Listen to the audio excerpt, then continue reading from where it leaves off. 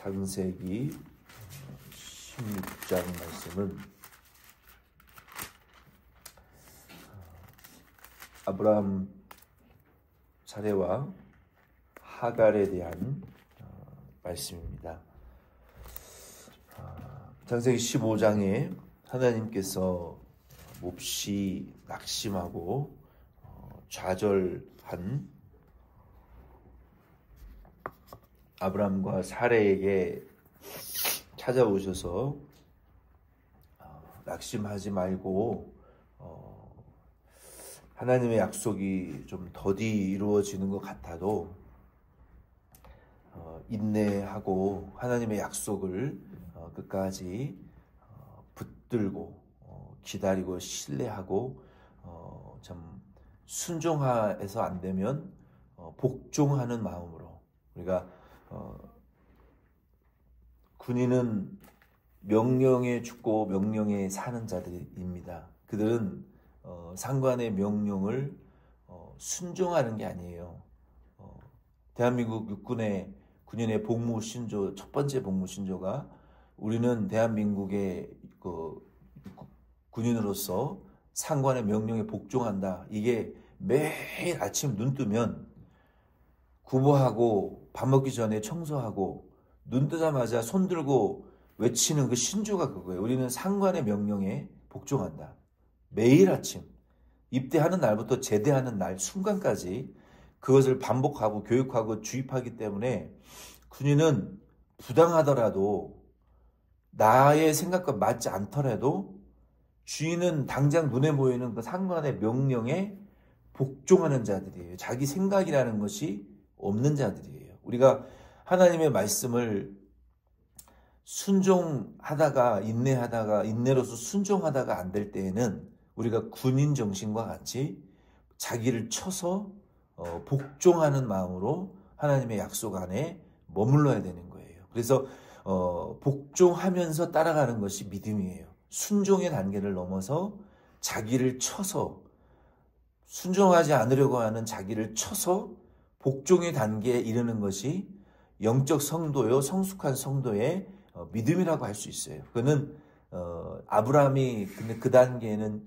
이 사례와 아브라함이 그 단계에 이르지 못했어요. 그래서 하나님께서 창세기 15장에 보면은 두려워하지 말아라. 너 보상을 받지 못하는 것 같아도 내가 너의 큰 상급이고 보상이다. 나를 복종하라. 라고 하나님이 약속을 하셔서, 그래도 아브라함이 어느 정도는 마음이, 믿음이 하나님을 향해서 좀 복종되어지고 귀속되어지긴 했어요. 그런데 문제는 뭐냐면 그 아내 사례가 마음이 하나님 앞에 복종되어지지 못한 상태였어요. 그래서 아브라함은 마음을 좀 다잡고 믿음을 좀 회복해서 하나님이 내 상급이고 보상이니까 그래, 내가 하나님의 뜻을 더 복종하고 인내해야지, 이렇게 결단을 했던 것 같은데 문제는 사례에게서 터졌어요.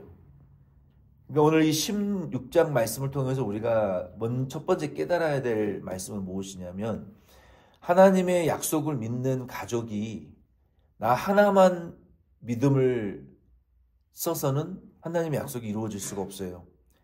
나 자신에게 하나님의 말씀이 온전히 화합되어져야 될 뿐만 아니라, 이 약속은 아브람과 사례가 받았거든요. 아브람만 받은 게 아니에요. 하나님이 자녀를 주시겠다고 하신 약속은 아브라함과 사례를 통해서만 이루어질 수 있는 약속이에요.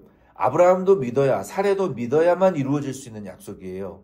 아브라함과 사례가 같은 믿음의 단계에 올라가야 하나님의 언약이 성취되어지는 약속이란 말이에요. 그런데 아브라함은 마음을 좀 다잡아서 믿음의 단계가 좀 올라갔는데, 사례는 여전히 육신의 단계에 머물러 있으니까 하나님은 인내하시고 또 약속을 이루실 수가 없는 거예요. 그래서 이제는 사례 차례가 된 거예요. 하나님이 아브라함만 연단하시는 것이 아니라 사례도 연단하시는 하나님이에요. 그래서 문제가 있는 사례에게 하나님이 그 믿음을 돌이키기 위해서 여기 16장에 보면은 하갈을 통해서 이제 아브라함 가정을, 그들의 믿음을 다시 지금 건드리고 계시는 거예요. 그들의 믿음 없음을 지금 다시 드러내 보여주고 계시는 거예요. 1절로 3절을 우리 같이 읽겠습니다. 아브라함의 아내 사레는 출산하지 못하였고 그에게 한 여종이 있으니 애굽 사람이요 이름은 하갈이라. 사레가 아브라함에게 이르되 여호와께서 내 출산을 허락하지 아니하셨으니 원하건대 내 여종에게 들어가라. 내가 혹 그로 말미암아 자녀를 얻을까 하노라 하매 아브라함이 사레의 말을 들으니라. 아브라함의 아내 사레가 그 여종 애굽 사람 하갈을 데려다가 그 남편 아브라함에게 첩으로 준 때는 아브라함이 가나안 땅에 거주한 지 10년 후였더라. 아멘. 여기 보니까 우리 사람의 가장 간절해지고 절박해지고 한계를 느끼는 때가 인간이 언제냐면 인간의 그 생사의 문제가 관련되어질 때 인간의 한계를 느끼는 것 같아요. 우리가 아주 심각한 질병에 걸렸거나 또 자녀를 낳지 못할 때 인간의 한계를 느낄 수밖에 없어요. 그 외의 문제들은 모든 사람들이 내가 노력하고 시간을 투자하면 불가능이 없다라고 생각하지만 질병과 새로운 생명의 탄생의 문제에 있어서는 그 인간의 노력으로 되어지지 않는다는 것을 그때 가서 많이 느끼는 것 같아요. 하나님께서 왜 이 자녀의 문제를 가지고 후손의 문제를 가지고 하나님이 아브라함과 사레를 다루셨을까요? 그것이 인간의 한계이기 때문에 그래요. 그 어떤 문제보다도 근본적인 문제는 인간의 생로병사의 문제는 인간의 한계를 초월하는 조물주 전능하신 하나님의 영역이기 때문에 아브라함의 믿음의 조상을 또 열국의 어미로 사례를 변화시키기 위해서 하나님이 다루셨던 이슈는 자녀의 문제예요. 이것은 인간의 노력이나 시간을 투자한다고 만들어낼 수 있는 성과와 결과물이 영역이 결코 아니고 하나님의 오직 모든 것이 하나님의 영역이지만 아브라함과 사레에게는 그랬어요. 하나님은 이 문제를 가지고 아브라함에게 주신 언약이 사레에게도 두 부부에게도 동시에 이루어지기를 하나님은 원하셨어요.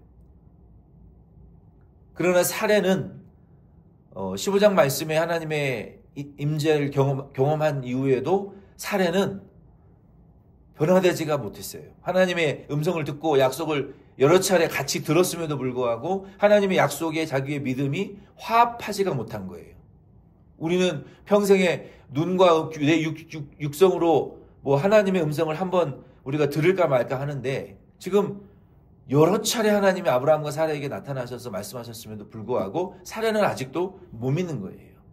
그래서 사레는 그 당시에 통용되던 인간의 그 사회와 문화적인 그 중첩제도, 그러니까 첩을 허용하던 시대였어요. 그러니까 아이를 낳지 못하면 내 시녀 중에 한 사람을 혹은 다른 여자를 데려와서 아들을 낳게 만드는 한국에도 그런 안 좋은 문화가 있었죠.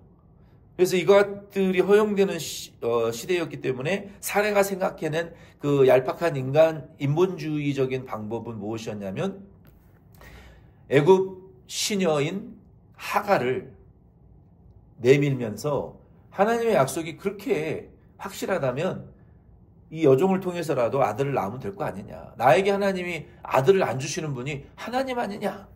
하나님을 원망하면서 약속하고 말만 하고 약속을 안 이루시는 분이 하나님 아니냐. 그러니까 너의 하나님의 약속은 이루어지기를 원한다면 첩이라도 들여서 아들을 낳아라.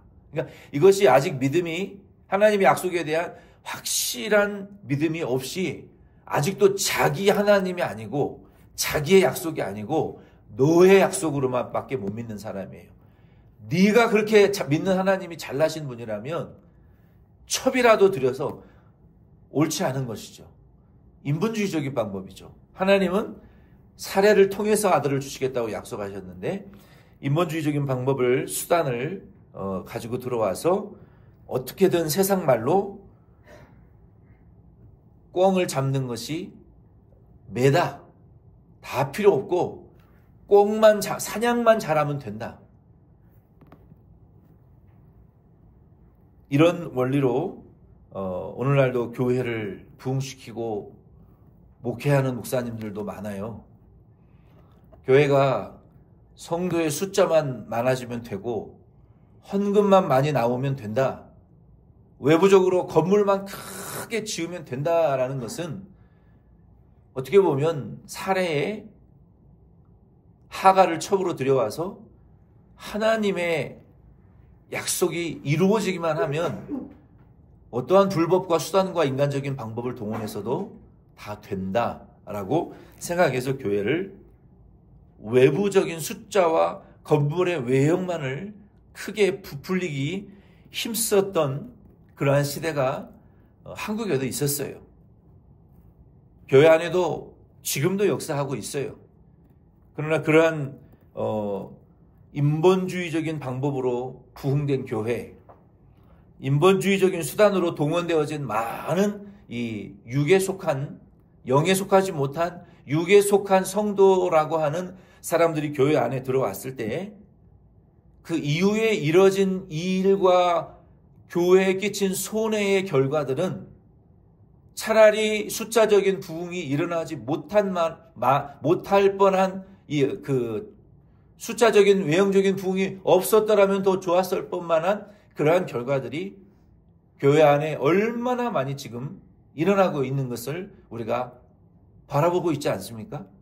그래서 교회는 이 사례가 썼던 인본주의적인 방법으로 교인을 끌어들이고 숫자와 외형을 불리는 것이 결국 교회의 주된 목적이 되어서는 안 되는 거예요.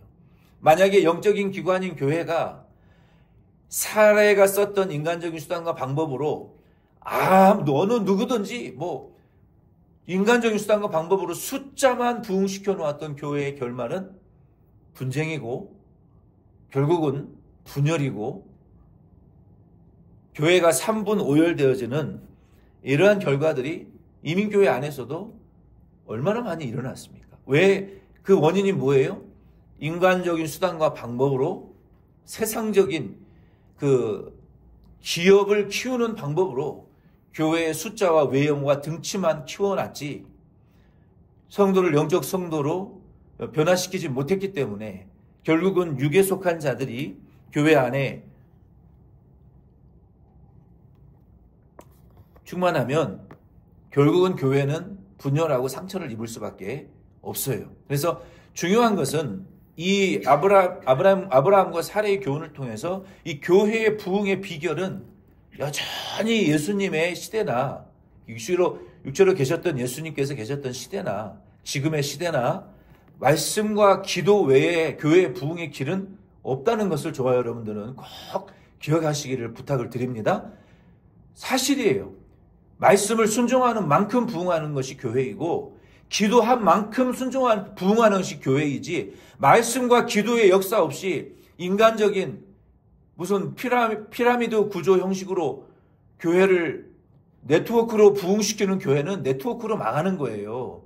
세미나로 부흥한 교회는 세미나로 망하는 거예요. 네트워크를 하든 세미나를 하든 근본에는 말씀과 기도가 있어야 그 무너지지 않는 것이지 말씀과 기도로 연단을 통해서 기도를 통해서 성장한 성도래야 교회를 안 떠나는 것이지 네트워크로 부흥하고 성장한 교회는 네트워크가 망가질 때 떠나는 거예요. 교회 안에 네트워크가 없어질 때 교회는 무너지는 거예요. 그래서 하나님은 이 인본주의적인 방법을 허용하지 않으신다. 그 어떠한 상황에서도 허용하지 않으신다. 우리는 이것을 기억하셔야 돼요. 4절 5절 말씀 같이 읽겠습니다. 아브라함이 하갈과 동침하였더니 하갈이 임신함에 그가 자기의 임신함을 알고 그의 여주인을 멸시한지라. 사라가 아브라함에게 이르되 내가 받는 모욕은 당신이 받아야 옳도다.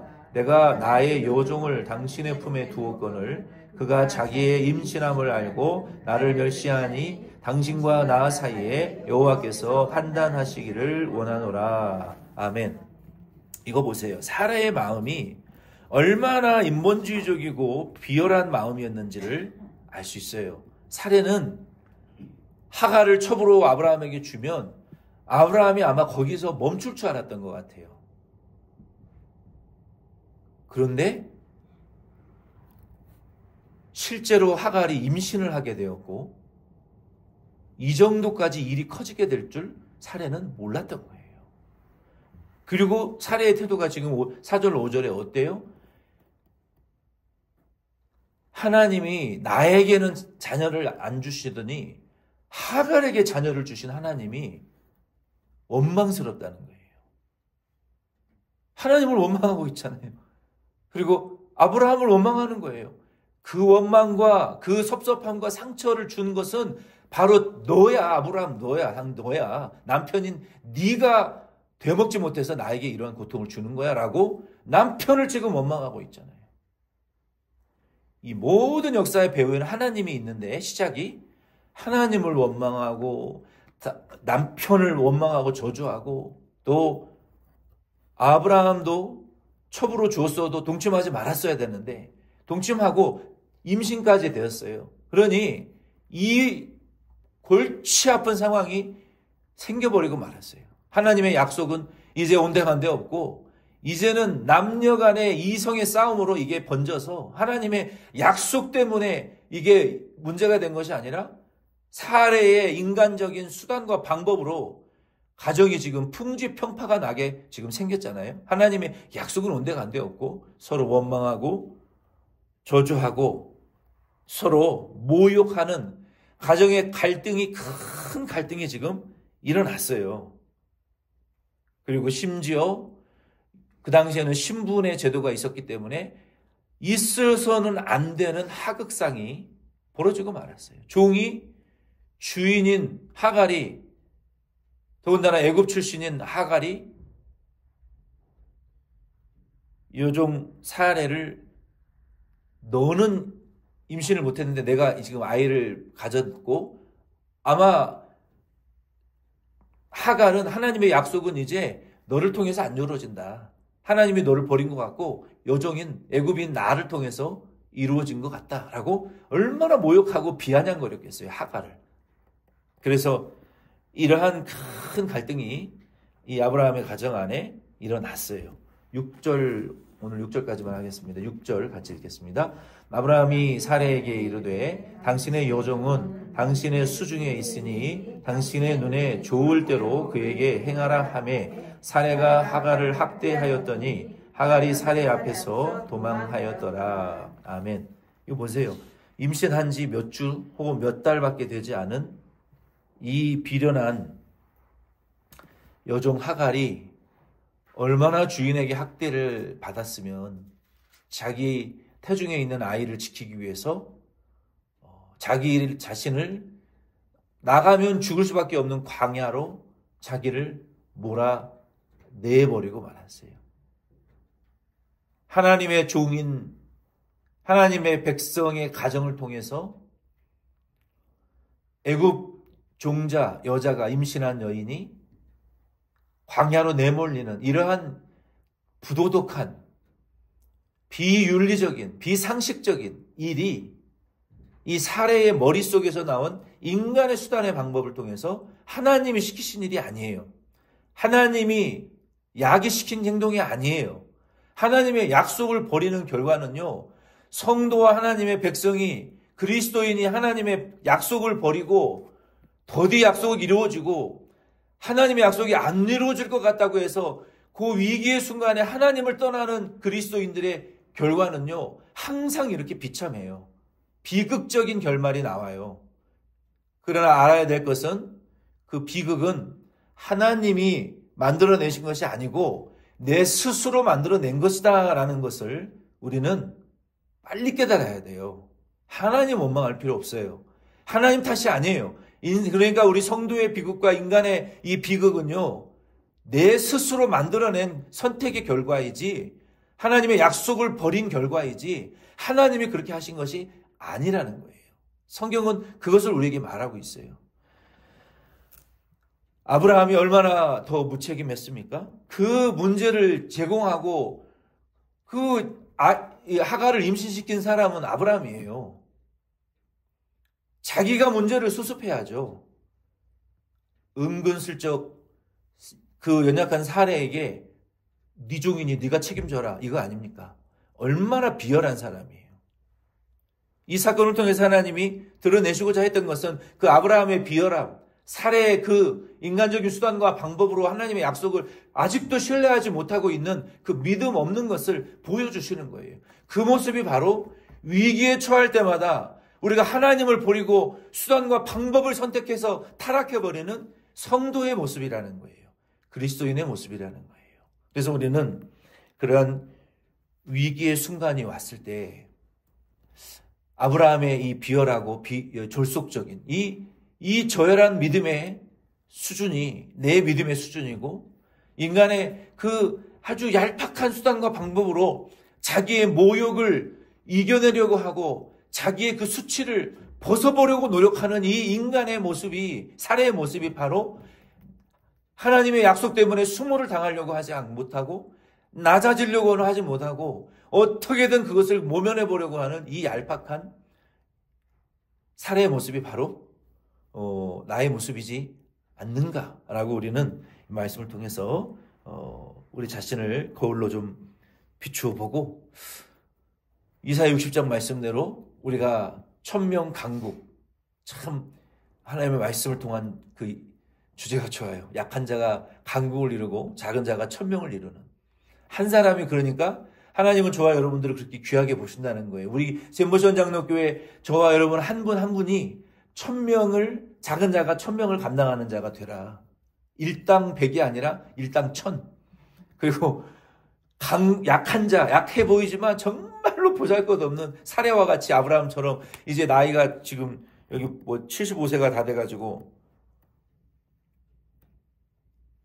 아이를 낳을 수 없는 그런, 정말 여기 16절 말씀에 보면 86세, 16절에 보면은 지금 86세가 되어가지고 정말 보잘것없고 약해 보이는 시니어밖에 아무것도 아닌 그런 연약한 존재이지만 하나님이 아브라함과 사례를 통해서 일하시잖아요. 그래서 우리는 진짜 약해 보이지만, 우리 교회가 빈약해 보이고 정말 미약해 보일지라도 우리는 말씀과 기도를 통해서 끝까지 인내하면 하나님이 저와 여러분을 통해서 약해 보이지만 강한 교회와 가정으로, 우리의 기업으로, 세상적인 기업도 하나님 그렇게 일으키실 것이고, 직장도, 그리고 우리 한 사람을 통해서 우리 가정 1000대가 1000명이 복을 받는, 구원받는 그런 복에 근한 믿음의 조상으로 하나님 반드시 역사하실 것을, 여러분 위기의 순간이 올 때마다 아브라함과 사례를 생각하시면서 극복해 나가실 수 있는 2025년 새해가 되실 수 있기를 예수의 이름으로 축원드립니다.